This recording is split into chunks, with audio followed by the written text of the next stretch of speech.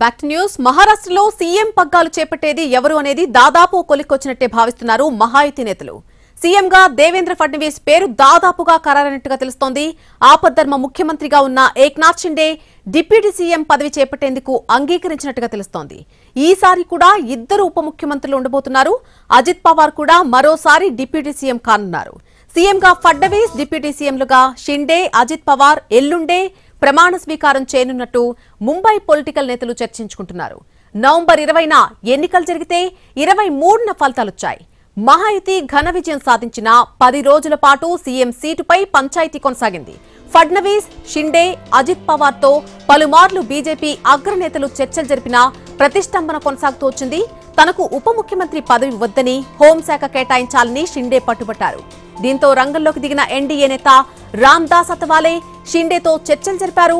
చివరకు deputy CM పదవి తీసుకునేలా షిండేను ఒప్పించగలిగారు రామ్దాస్ అతవాలే.